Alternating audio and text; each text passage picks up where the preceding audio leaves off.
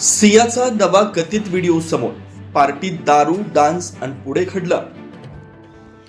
सिया गोयल हिचं नाव सध्या सगळ्यांच्याच तोंडात आहे. तिच्यावर होणाऱ्या नवऱ्याची हत्या केल्याचा आरोप आहे. केतन अग्रवाल असं त्याचं नाव होतं. अवघ्या 21 वर्षाच्या सियानं हा कारनामा तिचा बॉयफ्रेंड चेतन चौधरी याच्यासोबत मिळून केलाय. या हत्येनंतर सियाबाबत अनेक गोष्टी समोर येत आहेत. काही गोष्टी सोशल मीडियावर व्हायरलही होत आहेत. त्यापैकी एक म्हणजे सिया ही पार्टी गर्ल होती. ती दारूही पित होती. नाईट लाईफ हा तिच्या लाईफस्टाईलचा भाग होता.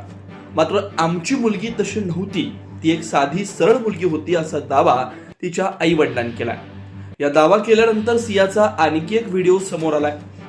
त्यात तिनं आई वडिलांचा हा दावाच खोडून काढल्याचं स्पष्ट होत आहे. जो नवा व्हिडिओ समोर आलाय तो पहिल्या व्हिडिओपेक्षा भयंकर आहे. या व्हिडिओमध्ये सिया एका पबमध्ये असल्याचं दिसतंय.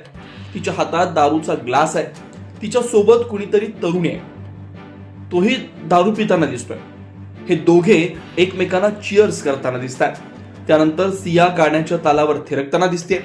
हा व्हिडिओ अगदी 20 सेकंदाचा आहे. शिवाय तो 10 डिसेंबर 2022 सालातला आहे, म्हणजे जवळपास 4 वर्षापूर्वीचा तो व्हिडिओ आहे. यात तिने पार्टी वेअर घातलाय.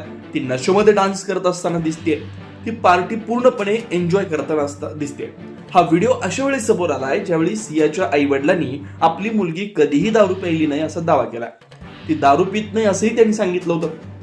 त्यामुळे या व्हिडिओनं सियाच्या आई वडील खोटं बोलतायत का असा प्रश्न निर्माण झाला.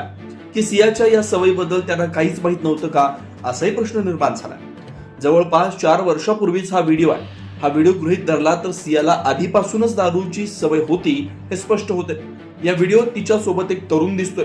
मात्र हा तरुण कोण आहे हे समजू शकले नाही. सिया पार्टीमध्ये, पबमध्ये, डिस्कोमध्ये जात होती. ती दारूही घेत होती हे स्पष्ट झालं. काही दिवसांपूर्वी तिचा आणखी एक व्हिडिओ समोर आला होता. तो तिच्या वाढदिवशीचा होता. त्यात ती आपल्या मित्रांना पबमध्ये पार्टी देताना दिसते. त्या व्हिडिओत ती दारू पिताना दिसली आहे. आता नव्या व्हिडिओची त्यात भर पडली.